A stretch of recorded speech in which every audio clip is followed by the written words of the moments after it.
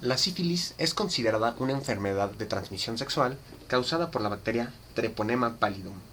Esta se asocia a un hospedador y actúa como comensal o parásito de humanos y animales. Se diferencia morfológicamente de otras espiroquetas, ya que esta no es helicoidal sino plana y ondulada. La célula de Treponema pallidum es notablemente delgada y mide tan solo 0.2 micrómetros de diámetro. Se trata de una bacteria gram negativa. Incluye en su estructura espiroquetas. Además, esta bacteria es microaerofílica.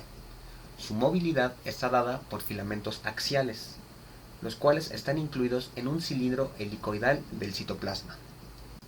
Cabe mencionar que su movilidad es similar al movimiento rotacional de un sacacorchos.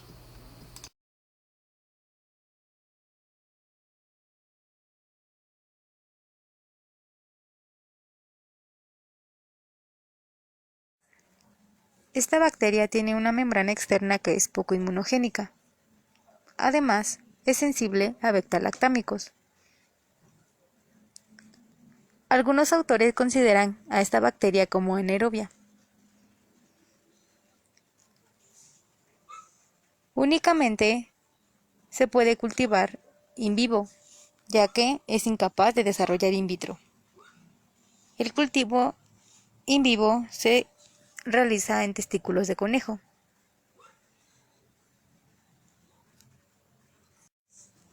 Es importante mencionar que se trata de una especie muy delicada, por lo tanto solo se transmite casi totalmente por contacto directo, ya que muere fácilmente fuera de su hospedador.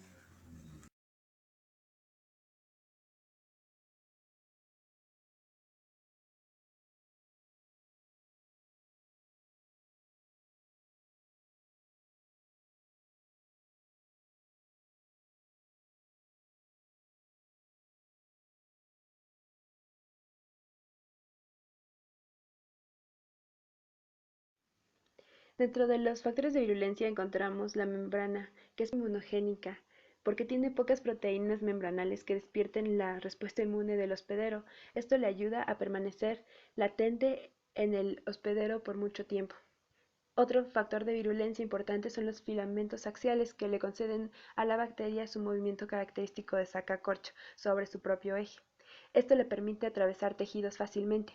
Durante el embarazo atraviesa la placenta causando en el feto espiroquemia y eventualmente muerte fetal o sífilis congénita.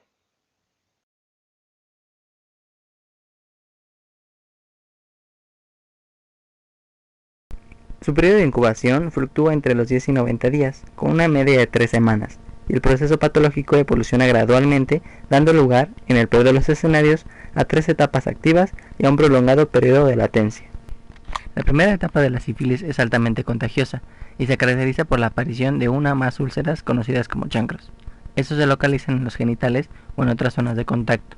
Presentan un diámetro de 0.3 a 3 centímetros, generalmente son indoloros. En el varón, la región afectada con mayor frecuencia es el pene, en tanto que en la mujer suelen verse implicados el labio mayor, menor y el perineo, aunque los chancros también se pueden situar en el cuello uterino y en la pared vaginal.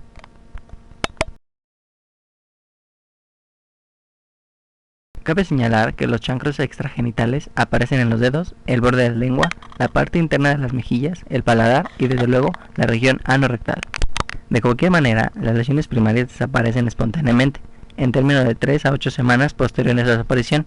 Ello se debe a que la respuesta inmune local origina la destrucción de las espiroquetas, exceptuando a aquellas que migraron previamente hacia los nódulos inguinales.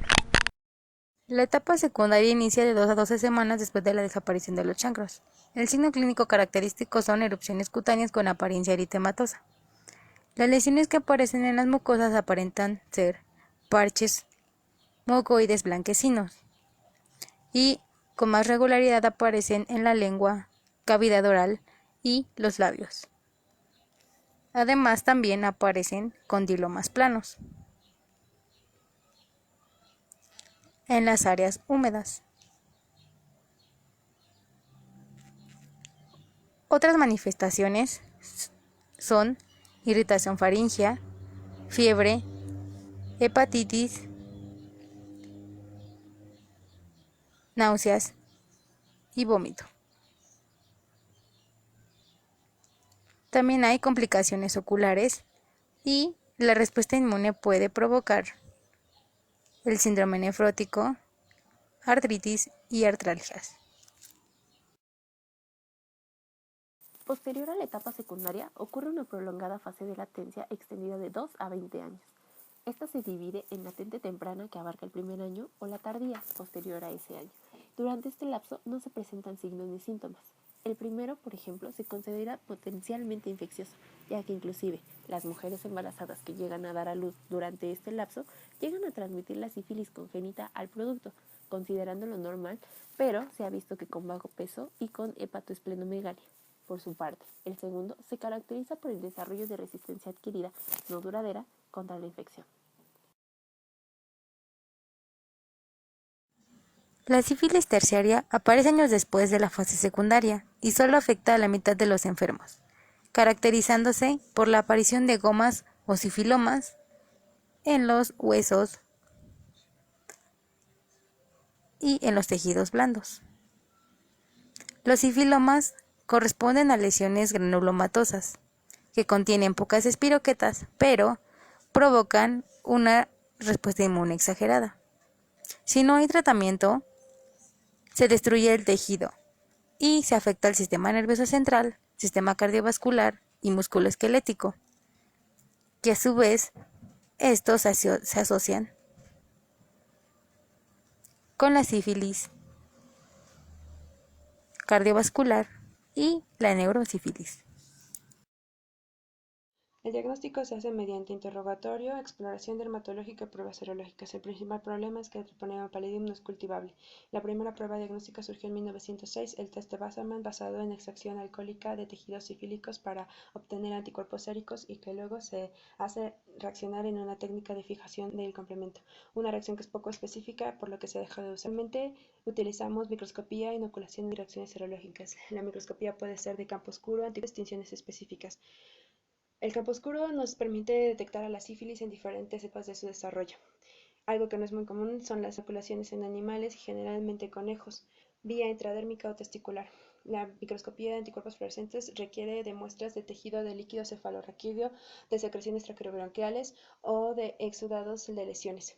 Las reacciones serológicas se dividen en treponémicas y no treponémicas. En las treponémicas el antígeno es treponema pallidum y en las no treponémicas se determinan anticuerpos raginínicos que reaccionan con el antígeno cardiolipina-lecitina. Las treponémicas tienen la desventaja de que son complejas y caras. Las no treponémicas son relativamente específicas, no son exclusivas de la sífilis, por lo que dan falsos positivos. Dentro de las no treponémicas encontramos la reacción de las ragininas Rapid Plasmin Reaginin (RPR) y la Venereal Disease Research Laboratory (VDRL), que es la más utilizada. Dentro de las treponémicas encontramos la prueba de inmovilización del treponema, que es específica pero cara.